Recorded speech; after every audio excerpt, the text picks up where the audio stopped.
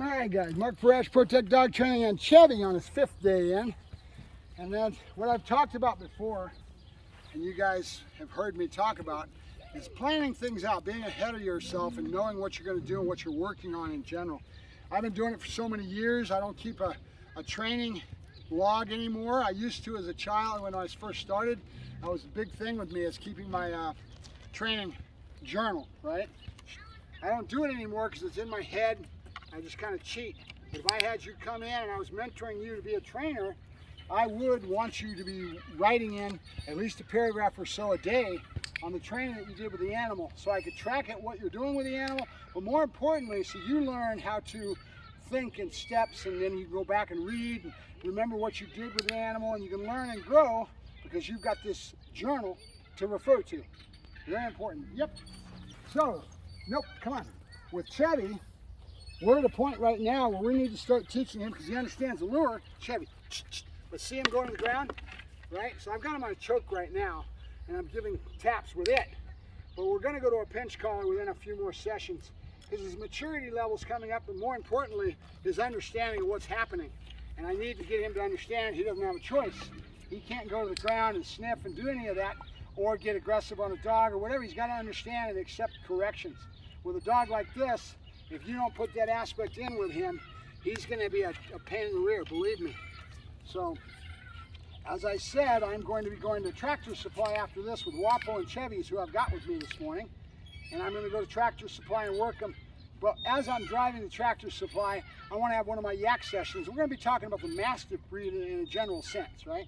Yep. Nothing exact. I'm not an expert in Mastiffs, but I'm dealing with a lot of psychology in regards to this, because I've got a whole string of Mastiffs that I've had coming at me. Each one's a little different. But that being the case, it's a time for me to talk a little bit about that. So we're going to talk about Mastiffs and their propensities, what they're like when they get older, but more importantly, how important it is for you to do the right thing when they're puppies and you get a dog. Good. Yep. Yep. Good boy. Good. So we're using a choke chain instead of a pinch. Come on. Come on. And we're starting to condition some things in now when I still can, because he's a small dog. Right? If he was a huge 200-pounder, how am I going to jerk him around and expect at an older age for him not to come back on me and tear me up, right? Yep, come on.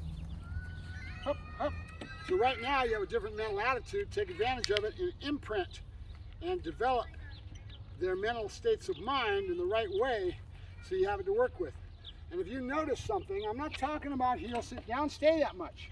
I'm trying to do a good job of getting you to understand that a dog is an emotional creature, and your whole key is understanding drives, which are better said for laymen, for a person that doesn't understand it, as emotional states of mind. That's all drive is, right? And where that drive is he flat? Is he high energy outflow where he's spastic? Is he ADHD where he so can't concentrate on it? Those are all emotional states of mind. And that's what you got to understand. When we say drives, that's what we're talking about. It's a dog's emotional states of mind created by stimulus or their environment or how they perceive the world. Every dog is different. Some dogs will perceive it one way, some dogs will perceive it another. Meaning, like that Borbell I just got home, big old Mastiff type dog, and that dog has been left at his home the whole time, coddling, and he's a great dog for them. They love the dog, but now that dog's got nothing but fear. We're going to talk a lot about that on my next yak session. Yep. Good boy, good. Good boy, come on. Good boy, good. That's my boy. Yep. Come on. There you go. Place. Place. Ah, good boy, good. Good boy. Nope. Place. Good. There you go. Come on. Yes. Good boy, good.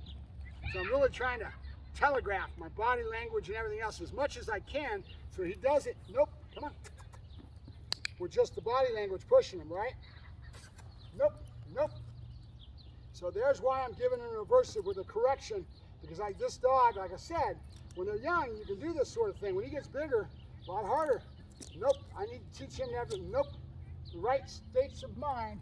He's trying to go to the ground for food, and this pressure I'm putting on him is causing a different change of mind. What's he going to do with that, right? What's he going to do with it? His perception of getting corrected.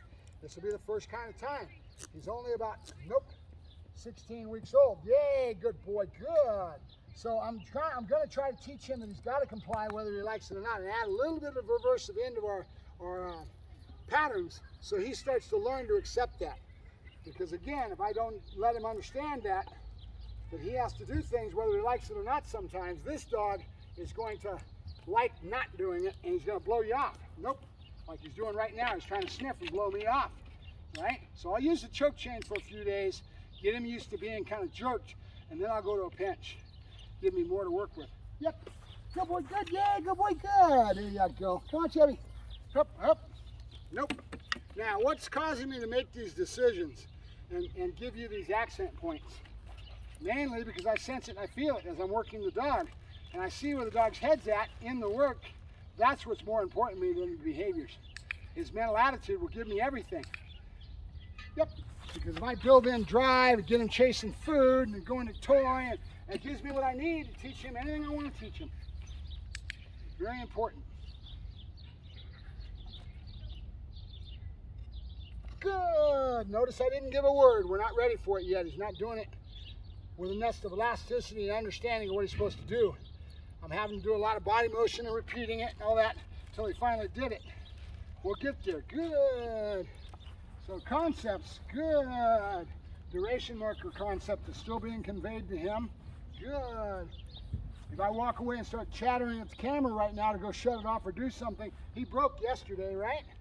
Remember, if a dog does something once, he's invariably going to do it again. Gives you the opportunity to be ready for the next time and nip it in the bud or do what you need to do to be ahead of it, right? A lot of times you'll hear trainers talking about timing. What does that mean? You've got to be 3 steps ahead and know what's going to happen before it happens and be right there, okay? That's conditioning.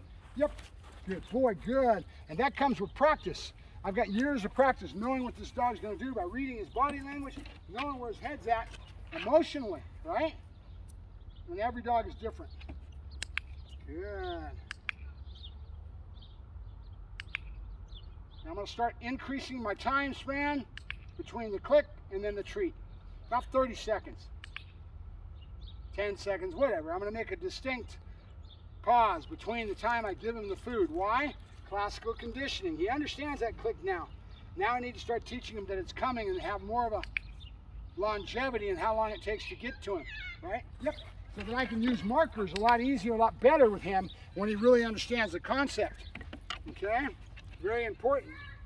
Because with a dog like this, I need all the help I can get with the tools I build into the process to give me what I need. Now I got a huge hand of food now.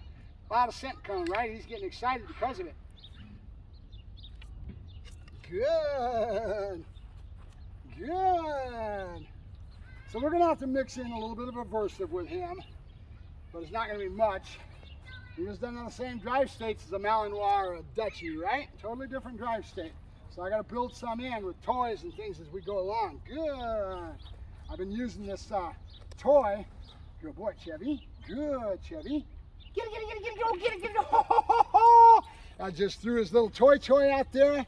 A lot of good boy, Chevy. Good boy, good, yay. And then that becomes an emotional frame of mind. Right away when he sees that, he hears my voice tone hitting that, I throw that out there, that emotional state of mind is going to go to one of happiness and exuberance, which is going to give me more speed, right? Drive, right? That's why toys, yeah,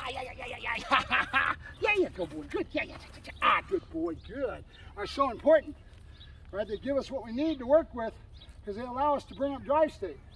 But what is, if you had pro and con on a toy, what would be your negative? What would be the negative of using a toy? Can anybody think of it? The dog's brain goes out to lunch and the drive state's so high, he's not in a learning state of mind. So you got to keep everything in balance. And how you do that is just doing things in such a way that the dog learns to keep himself in a certain drive state and not be a squirrel, not be overboard. Where his brain shuts off, he's not learning. I always want to keep the dog in a learning state of mind, whatever it may be. Good. Good. Now he's all wonky in the back end, but I'll worry about that as we go along. Chevy. Good boy, good. Chevy. Yep. Good boy, good, yay, good boy. Explosion release, and we're in the toy, which is what I'm going to do, and I'm going to end it right there. Good night, short and sweet. He's giving me what I need for him, right? And I want him back farther on the table so I can put the food down and it doesn't fall down. There he goes. Yep. Chevy, yep, come on. Come on, Chevy, come on, let's go. Yeah, good boy, Chevy. Good boy. Good boy. Chevy. Chevy. Nope. Nope. No. Good. That's my boy. Good. Yeah. Nope. Good. There you go. Good boy, Chevy. And we're going back to toy. Nope. I'm going to try to pause and let him have his toy. Good. There you go. Good, Chevy. Good boy. Good, Chevy. Get it, get it, get it, get it, get it. Oh, get it, get it. Good boy. There you go. Good boy, Chevy. All right, Mark Ferrasci, Protect Dog Training. And Chevy signing off. Come here, Chevy Boos. Did the bubbies, huh? You did good, huh? We're going to go to the tractor supply next, okay? We're just doing a lot of sacking the animal out. We're going to saturate him as much as we can to go against his natural tendencies, propensities in regards to being aggressive and being the breed that he is. We want to saturate him so much that it becomes so blasé that he's bomb-proof and he becomes as social as we can get him. He's going to change though as he matures. That's something we're going to find out as we go along. But if we do the right work and we work hard enough, this dog will be a lot more of an exception to the rule. There's one other trainer out there that has a dog. It's a beautiful dog, and he's done the same thing with that dog. Beautiful dog. All right, I'll talk to you later. Bye-bye. Mark Ferrasci, Protect Dog Training, and Chevy, you little shit.